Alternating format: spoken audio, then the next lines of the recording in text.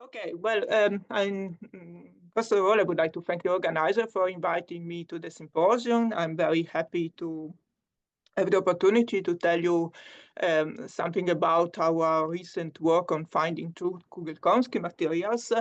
In particular, also view what Antoine just said, that Khomskii died this summer, so it's also a way of remembering his great contribution to the field. So I assume that not everyone is perhaps familiar with the full story, so I will start from the very beginning, going a bit backward in history line to arrive then to the recent results that we have for identifying materials which can be really called of Kugel-Khomskii type. So it all goes down to this work, which was published about 50 years ago by Kugel and Khomskii. And they have shown that if a system is strongly correlated, and in addition to spin degrees of freedom, it has also orbital degrees of freedom. There is a new type of phenomena or ordering phenomena that can occur because of a super exchange type of interaction. And this is the ordering of orbitals in addition to the ordering of spins. Now, the two compounds that were cited there as possible realization of this phenomenon were potassium copper fluoride and lanthanum manganite. Now, since then, the field kind of exploded, and of course, if you read some paper about correlated transition metal oxide, orbital ordering will be cited in some way, and if not orbital ordering, orbital physics, which is something which also emerges from this work of Kugel, is an implication of the work of Kugel and Khomskii. So it's a very fundamental phenomenon, and just as a reminder, what is the idea? The idea is that we start from a system which we believe is described by the Hubbard model with orbital degrees of freedom. So here M and prime. And we are in the very large U limit at integer filling. So we have a Mott insulating state. So in this condition, we can treat the Hoping integral as perturbation and map this model into an effective super exchange interaction where not only there is an interaction between spins, but also an interaction between pseudospin that describe orbital degrees of freedom, which here I labeled with O. So then it's clear that in the same way as a spin-spin Heisenberg-like interaction can give rise to magnetism, a term which couples orbital pseudospin can give to ordering of orbitals. And this is a phenomenon which can occur purely electronically, so there is no need of having the lattice intervene in the same way as we can have magnetism. Now, in the case of potassium copper fluoride, this would mean that there is a transition which is magnetic and one that is orbital-like. And when we mean orbital ordering, we mean that in the partially filled EG shells, the final state is something like this, where here I depicted the hole. So we have the EG free configuration, so one electron is missing. So this is the hole, which then alternate in all directions, like we have an antiferromagnet. We have here an alternation of orbitals in all directions. So that would be the orbital ordering transition. Now, the problem is that, of course, to observe magnetic transition, there are straightforward ways of doing it, but that's not the same thing for orbital ordering. And in fact, already in the original paper, Kugel and Khomskii wrote that this ordering of orbital is followed by a distortion of the lattice, which is a secondary effect. So one expects that because of the strong lattice, electron lattice coupling, the lattice will react to such a state and forming a distorted structure, which will be the consequent, the secondary effect of the ordering of the orbitals. And in fact, I was already showing you this structure here. So here we have this perovskite, which ideally is cubic. So the bonds, the copper fluorine bonds are the same in all directions. But here we can see an alternation of short and long bonds in all directions. And they indeed follow the whole orbital that I was showing here. Now, of course, this is something which is a bit risky, because if the main evidence for orbital ordering is the distortion, and in fact, this is what is taken in most papers, then one has to be careful to think about if the Kugel-Khomskii interaction is really what is giving rise to it. So here I'm showing you lanthanum manganite, which is the other system cited in the paper of Kugel and Khomskii, and we see again the alternation of short and long bond, this time repeated along the z-axis. So we have two different types of ordering, the G-type and C-type in the two structure. But basically, is always the structural distortion that can be easily observed. So it's the kind of the hallmark of orbital order. And in fact, 90% of the paper which discuss orbital ordering, in reality, they are talking about these distortions. So one has to be quite careful reading them, because it's the secondary effect that is actually then discussed to, for example, talk about the G or C type of orbital ordering. So why is this a problem? Well, it is a problem because we know that there is another effect which is always there and which can lead to the same result. And in fact, this is even a theorem. There is the Jahn-Teller theorem, which tells us that in the presence of orbital degeneracy, unless we have a linear molecule, the system will try to distort via electron-phonon coupling, so that this degeneracy is actually removed. And in the case of the two systems I was discussing, the degeneracy in question, so the mode in question is this one, where we can see that there is two fluorine that go more far away and two go closer to the central atom copper. And the parameter which describes this is this Q, which will come back in the talk, which is the ratio between L minus S and L plus S, where L and S are the short and long bonds. Now, in the presence of such coupling, what happens is that we have the energy, which can be plotted as a function of these distortions shown Q. So here we have the simple potential, which has the quadratic term and the linear term from the electron-phonon coupling. The result is this Mexican hat, where two Born-Oppenheimer sheets meet for Q equal to 0, so they are degenerate orbital. And then we have the ground state, which is the distorted structure, which is the one I was discussing before. So the consequence of all this is that if there is a distortion, then there is a crystal field splitting. So the EG states are not degenerate anymore. One of the two will be lower in energy. And of course, if the crystal field splitting is large enough, or if there is Coulomb effect that enhances the effect of the crystal field, so the lower energy state will be occupied, and this will be the result. But this is not, however, a Kugel-Khomskii type of mechanism, a different type of mechanism that we are seeing in this case. So I made this introduction to explain that what we are facing is a chicken and egg problem. So down from the one side, we have distortion that can lead to ordering, and from the other, ordering can lead to distortion. And therefore, to make progress, yes, there was a question. Yes, thank you. Can I think of what you just described, namely the effect of the Jahn-Teller lattice distortion as a field in orbital space? So yes, yeah, okay.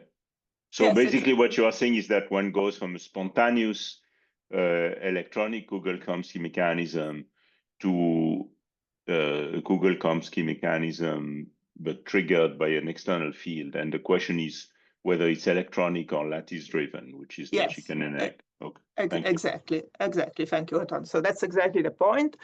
And if we want to find the systems, so if we want to identify systems for which the Kugel-Khomskii interaction is the driving mechanism, we have somehow to find a way of disentangling these two. And if we disentangle them, then the next question is exactly the title of my talk, are there true Kugel-Khomskii materials, so materials in which the superexchange, or the orbital superexchange controls orbital physics. That's quite important because a lot of exotic phenomena that have been derived or can be predicted from the Kugel-Khomskii model depends on this question. I mean, if the Kugel-Khomskii Hamiltonian doesn't play such a big role, then one should see certain systems or certain observation in a different way. So it's a quite fundamental problem.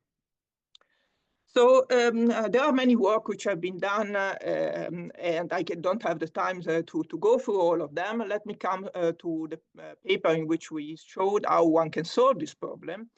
And the idea was that you could single out Kugel-Khomskii effects by progressively reducing the distortion, and therefore this crystal field, or the field that Antoine was mentioning, and calculate the order parameter versus the temperature. So what does it mean? Well, if we have the order parameter, which here is the orbital polarization, and we have a very large field, we expect that there is no effect of temperature. In principle, let's say if you have a very large magnetic field, even an antiferromagnet, you can bring it to be ferromagnetic because of the field. So that's there we don't need any Kugel-Khomskii interaction. But if we progressively reduce the distortion, we can find the actual real transition. So the transition that would occur at a temperature TKK, which is only due to superexchange. And then once we have this number, we can compare it to the experimental facts. For example, in the case of potassium copper fluoride, we know that ordering persists till melting temperature. And if the Kugel-Khomskii interaction is the mechanism, we do expect that at least this condition is satisfied, that the orbital ordering temperature is comparable with this critical temperature we find. So that was what we wanted to do. And of course, you need a method to calculate the order parameter as a function of temperature. And there we use dynamical mean field theory. And I just have these slides because it applies to all calculation I will show. As a solver, we always use quantum Monte Carlo, so we don't make any approximation on the solution of the quantum of the DMFT quantum impurity problem. So these are so in particular I'm using the codes that have been developed in my group along the years, and which we run on the Jülich Supercomputing Center. Okay, so that was the result that we had for potassium copper fluoride, the first system we looked. So we found that this TKK is large, 350 Kelvin, but definitely much smaller than 1400 Kelvin, which is the temperature till which these distortions are observed. So this is the secondary effect, the distortion. So although superexchange is large, we cannot use the Kugel-Khomskii Hamiltonian to explain what happens here, because here we do need a large static crystal field to explain that there is a very large orbital polarization. So this was the first conclusion for this system, and I would like to show you also another result that we had for this system. Because, of course, one can oppose then the opposite question, is then potassium copper fluoride a Jahn-Teller material? And to our surprise, the answer was also not that simple. Because what do we expect for a Jahn-Teller material? Well, there is this Jahn-Teller mode that I was mentioning before, which is characterized by this Q, which is the order parameter in this case for the distortion. And again, you expect that you rise the temperature, the order parameter goes down, and at a certain point you have a phase transition. So that's the usual expectation that you would have. And that's also what we were expecting, but when we started to look at that, new experimental data became available, and what was shown is that actually Q, this parameter, increases with temperature. So it doesn't go down, it goes up. And remarkably, we try to reproduce these results, and you can indeed reproduce this result. You can calculate these minimum, so this Mexican act potential, and find that the minimum increases, so that the distortion increases with temperature. So why is it? This was puzzling us for a while, and then we realized that the explanation can be summarized in the way I'm doing in this plot. We just replot the Mexican act potential not as a function of Q, but as a function of the short copper fluorine distance. And these are curves which were obtained for different temperatures. You can see that the short copper fluorine distance is independent on the temperature. In fact, what happens is that the ion reach touching the distance. Then the Bornmeyer repulsion, so the Pauli repulsion kicks in, and you cannot then make this bond shorter. But by increasing the temperature, you're increasing the volume. And by increasing the volume, you increase the large distance. So this is also true across many copper fluorine compounds. So the short distance is basically always more or less the same.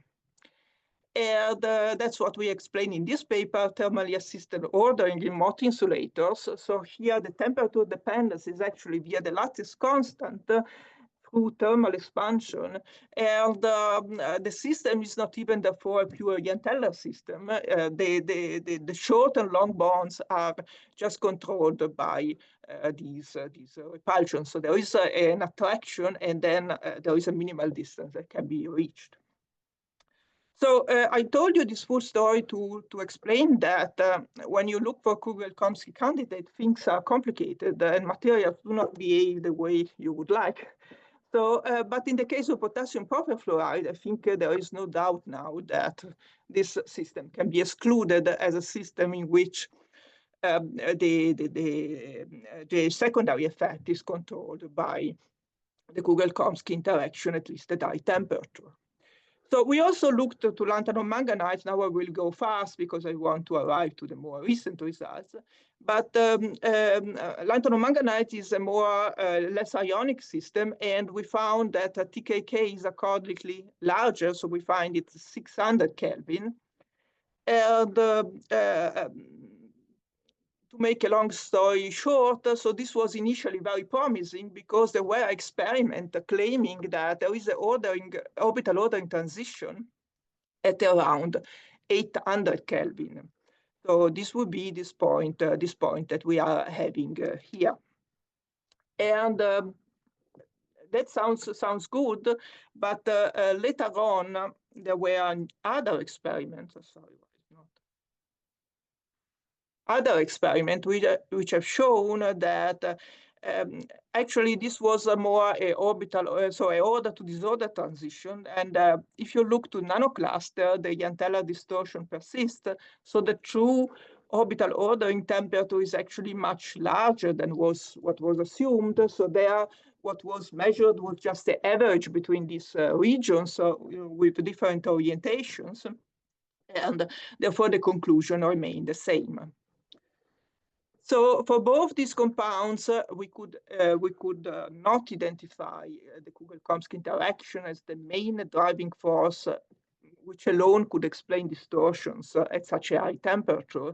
And well, we looked at the time then to many other systems of this category and many other, let's say, call them partially filled e.g. shell systems.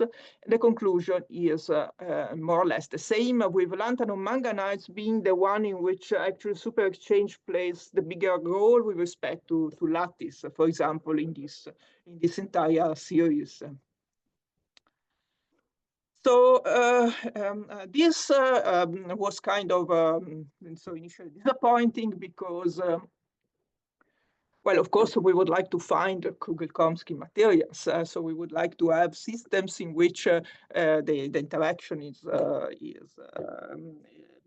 really driving the orbital physics, because there are many more interesting phenomena can arise than in the case in which the lattice drives the physics.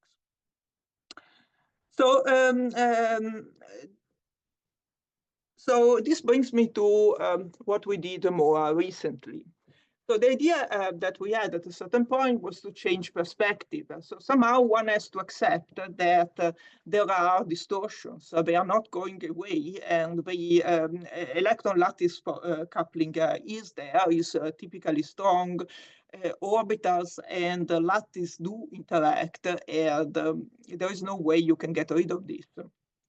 However, we can look to the true effect of the Kugel-Khomskii interaction, which are electronic. So we should be focusing on the electronic aspect rather than the lattice, the pure lattice aspect. So as I said, in most of the papers that talk of orbital ordering, the focus goes to lattice distortions, but this is only the secondary effect.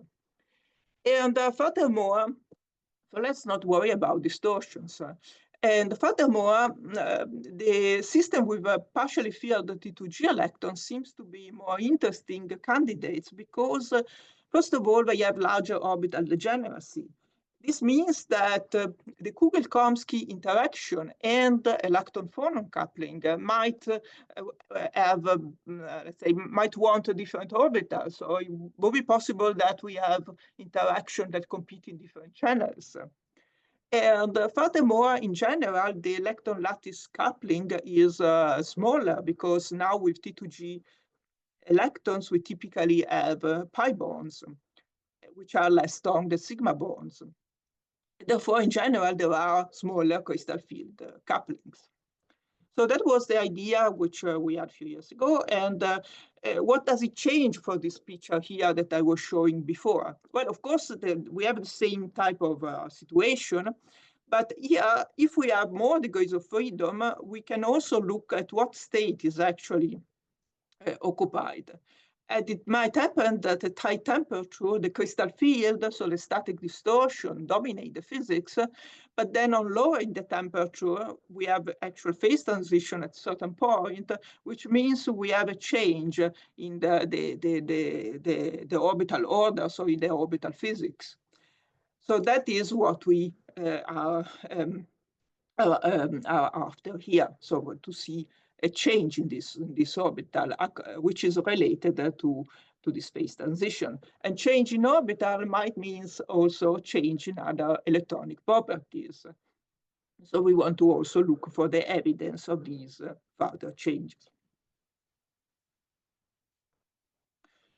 So to do this, however, we face the problem that so you need to construct first the Kugel-Khomskii Hamiltonian in the general case for these type of problems, because this time we cannot rely on the simple cubic approximation. So we have to deal with systems which are already distorted, and therefore we need the most general form of the interaction. So that's what we did in these two papers here.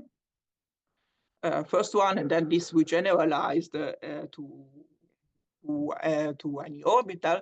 And so the method that which we devise is analytic, but can also be implemented numerically. So the idea is the following. So we have the super exchange Hamiltonian that in the most general form as this very complicated form, where these tau are now tensors of certain rank. So yeah, R is the orbital rank and Q is the spin rank. And these mu and U are just the components that you can have.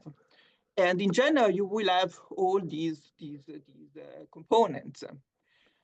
Now we can rewrite this Hamiltonian in various species.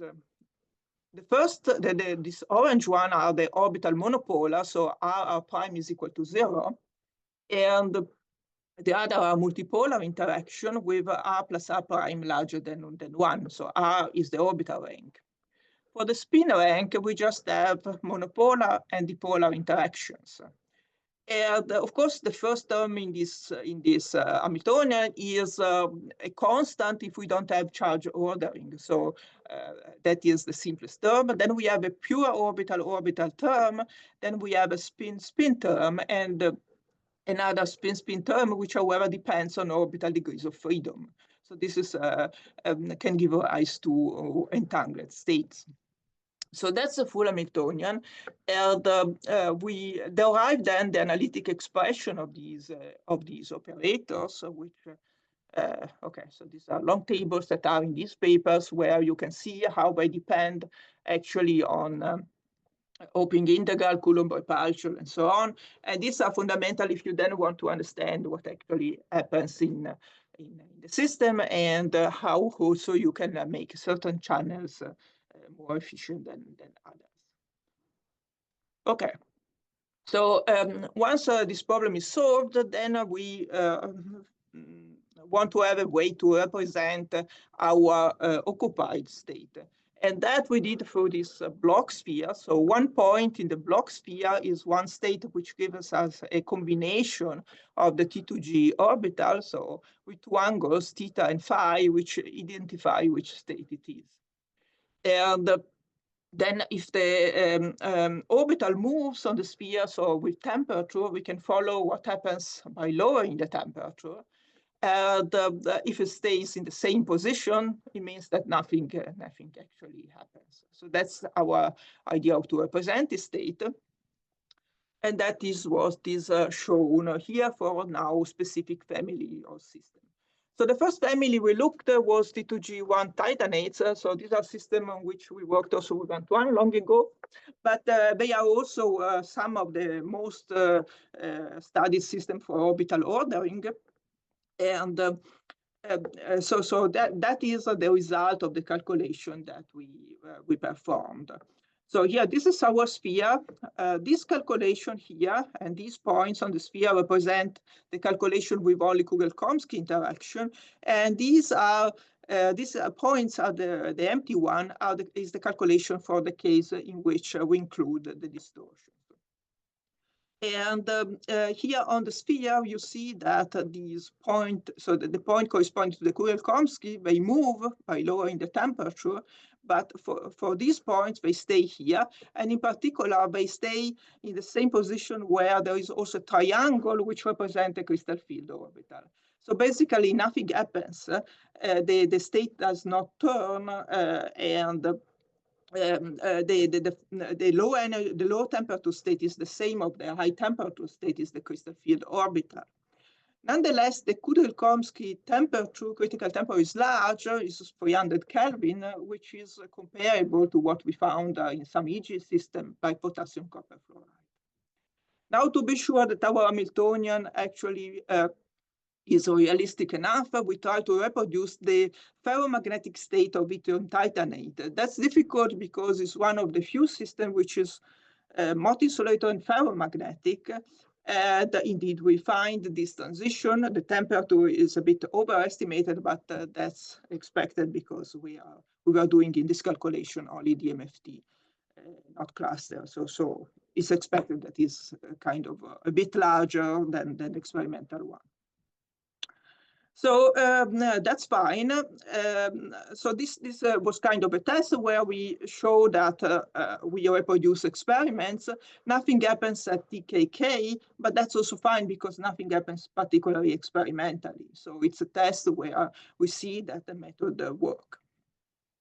So most interesting was instead this second series, the series of vanadates, which have the T2G2 configuration. So I brought here, it's a unique series because these materials, they have a series of phase transition at low temperature. And so this is a phase diagram which I took from this work of Zhu and Goodenough in 2007. And these phase transitions are to date still not fully understood. In particular, there is a very strange phenomenon that occurs. So here there is an orbital order transition, which is claimed to be around 200 Kelvin, and here there is a magnetic transition. And if you see, by reducing the ionic radius by increasing the ionic radius, you find that here there is a switch of blue and red curve with the magnetic transition occurring either at the same time or before the orbital ordering transition. That's very strange, and in fact, in all other systems that I was showing before, and that in most systems that are known, the opposite is true. The orbital order transition occurs above the magnetic transition, not below. So there is an inversion of Tn and Too by increasing the ionic radius. So first of all, to try to understand if this is associated with Kugel-Khomskii physics, we did calculate the orbital order transition again for these materials. So I show you on the left the T2G vanadate and the corresponding T2G1 systems we were looking at before. So you can see that TKK is even smaller in the T2G2 system than in the T2G1, but at the same time, this curve, so the real calculation is more bent, which means we are more close to the case in which distortions matter less and Kugel-Khomskii matters more. And if we look to this case, which is a large radius case, we see that the transition occurs when the polarization, so this order parameter, is still very small, so it's below 0.5. And in fact, if we look to the orbital, now it turns toward the Kugel-Khomskii state. So here we could see true Kugel-Khomskii physics happening in this material. So, okay, the first thing we did then is to calculate the magnetic transition to see if you can reproduce the magnetic inversion of magnetic and the orbital ordering transition. And indeed, it comes out so that Tn is larger than Tkk. So that's without making any effort. It's you just find this solution where the antiferromagnetic transition temperature is larger than the orbital ordering transition temperature. Well, of course, it could be by chance. So let's look at the full series. Can we reproduce the trend? Can we reproduce what the experiments show? Namely that this inversion occurs only if the radius of the ions is large enough. So that's what we did here. And you see here on the left, the orbital ordering transition, so the orbital order parameter, and on the right, the magnetic transition. So you see here that from going from blue to red, the ionic radius increases, so the pKk accordingly increases. And the same happens for the magnetic critical temperature, but the magnetic critical temperature increases much faster. That's what happens. So we have the inversion for the red curve, but not for the blue curve. For the blue curve, we still are here in this regime. So I find it amazing that KMFT gives the right trends without any particular effort for such a complicated problem. But of course, then I wanted to know why. So that's wonderful, but why? And for that, we went back to our complicated tensorial operators, which I was describing before. So there are many interactions, and with many interactions, it's difficult to figure out which one are actually important. But we then realized that one can exploit the Hamiltonian even more, calculating with dynamic mean field theory the expectation value of each component of the order parameter. And that's what we did in this figure here. It's a bit complicated, but let me try to illustrate this figure. So there are Eva, you are into question time already. So if you could wrap up in about 5 minutes, 5 minutes would be good. Okay, thank you. So it's finished anyway. So here, what this shows is that there are spin monopolar term and spin dipolar term. These are those that give rise to magnetism.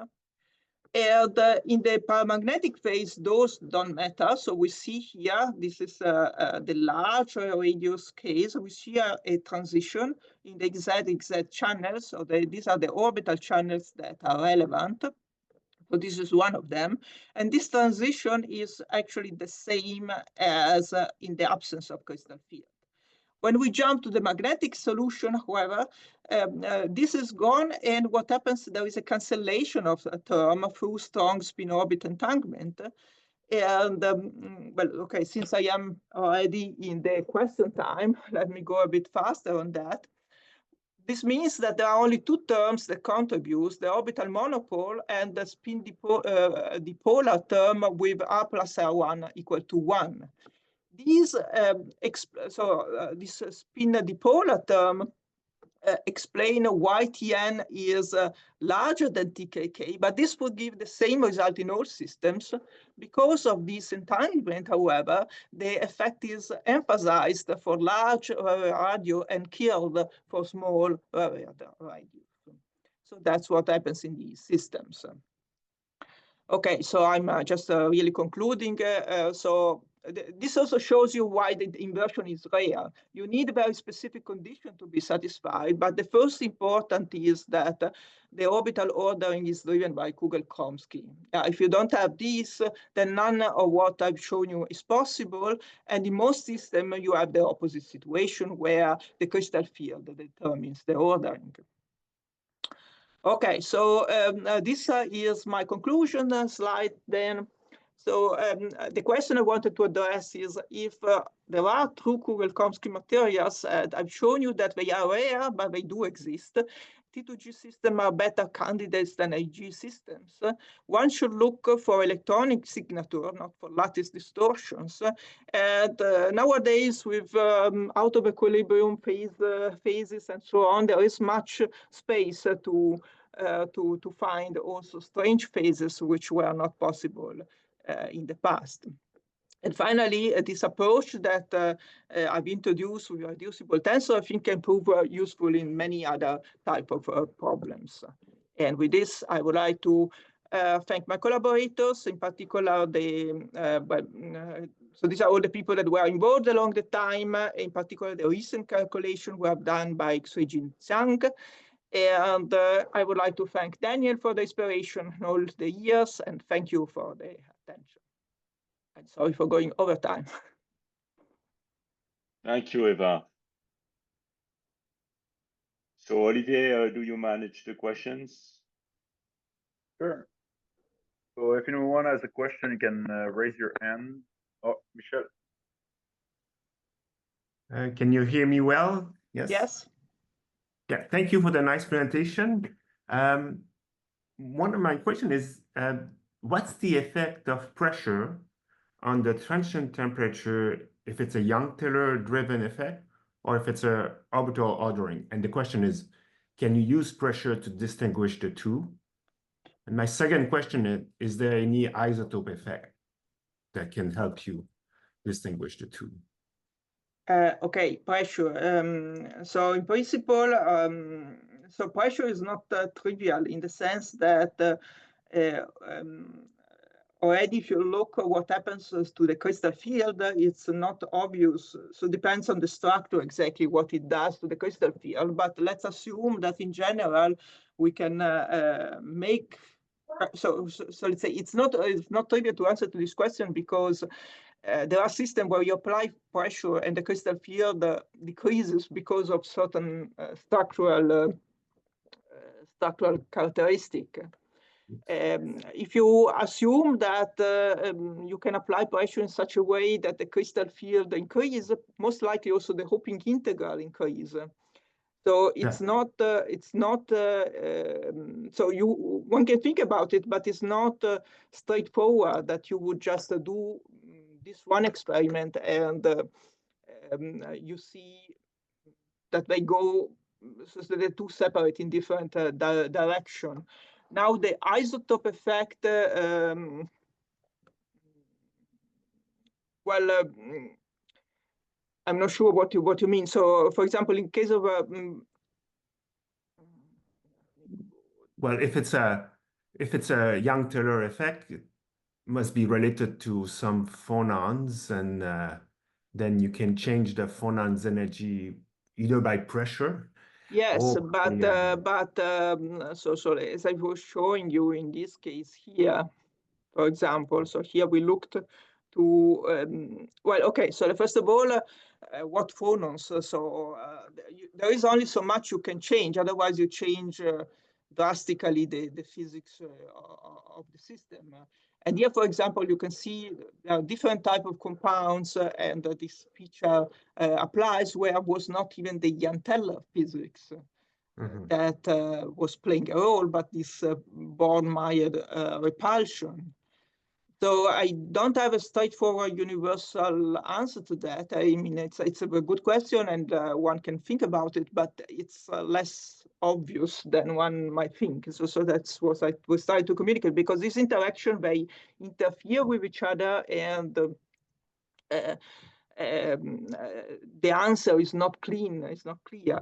So, Okay. this one, for example, if you increase the temperature, this is more clear, because increase the temperature in this system, you increase the lattice, you increase the crystal field splitting, but you reduce the hoppings. Yeah, so there would be one of these experiments that you are saying. Okay.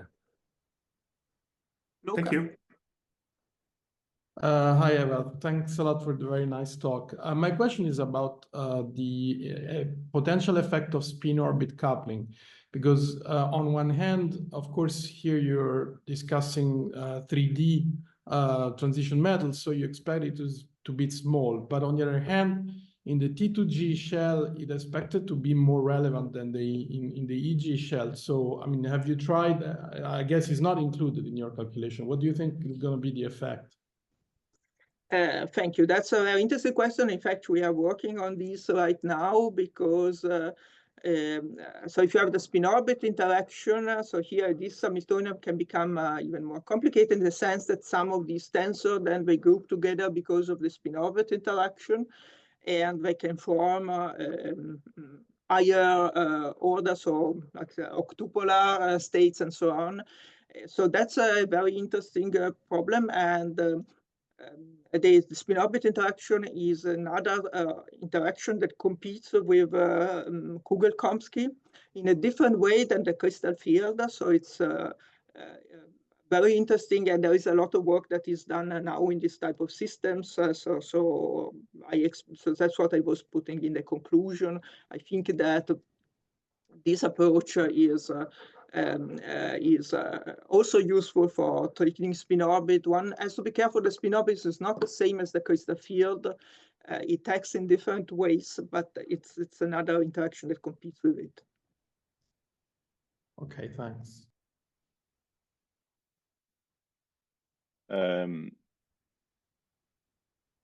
Isn't there another question? No, can I go ahead, Olivier? You can go, yeah.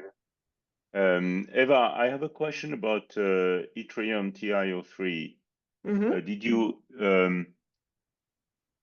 so could you get this system to be if I'm not mistaken, this system is actually ferromagnetic, right? Yes. And could you so you could get this ferromagnetic phase in DMFT, but the transition, yes. I see, very interesting, at the transition temperature of 50K.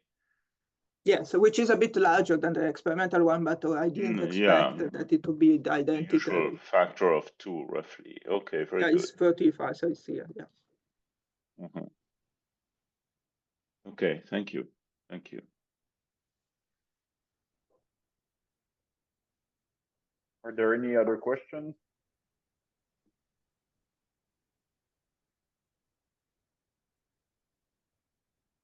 Doesn't seem like it. Adam. Hi. Yeah, so on the topic of yttrium titanate, you know, I'm this is the first time hearing of a Mott insulator that's also a ferromagnet. I was wondering if you could just briefly explain what's going on with that. Yes. So why are usually oxide antiferromagnetic? Well, because if you put the Wundt coupling to 0, then the Heisenberg-like interaction is antiferromagnetic. So you gain energy by making this alignment. However, if you have the Wundt coupling, which is finite, and you have orbitals on different sides, which so let's assume they are orthogonal. So on one side one, I'm making our extreme case. On side one, you have orbital A occupied. On side B, you have orbital B, and there is these orbitals are kind of orthogonal. Then you can hope you can gain energy by hopping to empty states. And this energy will be the large one, and the hopping. So if there is a Wundt coupling, this favors this ferromagnetic coupling, so that you can show analytically, and actually we've shown this that you can calculate the effective magnetic superexchange for this system, and as a function of the Wundt coupling, if the Wundt coupling is large enough, you get a ferromagnet.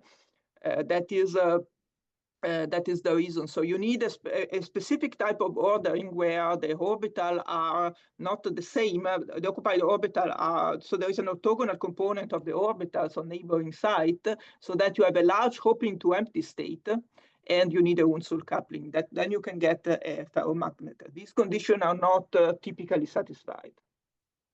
Eva, isn't there also a question of the directionality of the angle between the yes, of course, but in metal this case, oxygen metal bond, the Anderson-Kanamori rules? It's very TM-TR3 is very distorted, right?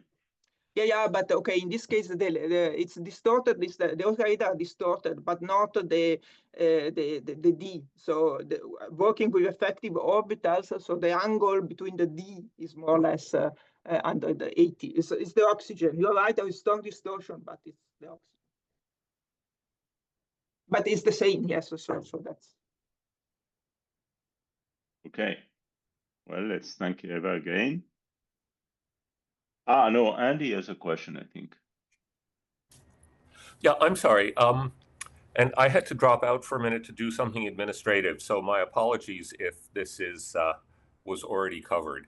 But do I understand correctly that there is also a symmetry difference, that the purely electronic Kugel-Khomskii Hamiltonian that you considered has, depending on whether you're in 2-orbital or 3-orbital systems, a O3 or O2 or SU2 or SU3 orbital rotation, continuous orbital rotation symmetry, which is broken at the transition, whereas typically lattice coupled systems have only a discrete point symmetry. Yes, but we don't consider the ideal cubic case because, as I was so probably you missed that, but I'm starting from the case which has some distortions of the real structure, and there this symmetry, this extra symmetry, which is only there if you're assuming cubic lattice is gone. So, and that was my question. So in the distorted structures that you consider, if I just freeze the phonons in that distortion, there's still no continuous symmetry amongst the orbitals. Their symmetry is already broken. Yes. But does that mean the orbitals are non-degenerate, or does it mean that for some reason the interaction Hamiltonian has only an easing symmetry? Both. No, so in the presence of crystal field, of course, the orbitals are not degenerate. That is clear. And what I said is that we don't. We want to work with this crystal field present, because otherwise you are in the too ideal case where you never find a Kugel-Khomskii material. So it has always to be inside the system with crystal field. So that ideal case is too ideal. It doesn't happen. Mm-hmm. So okay, understood. And then the remaining question is, for the cases you identify as being primarily electronically driven, is it known what the structure of the collective modes is? I mean, there are acoustic and optical phonons, and there are also what various people call orbitons.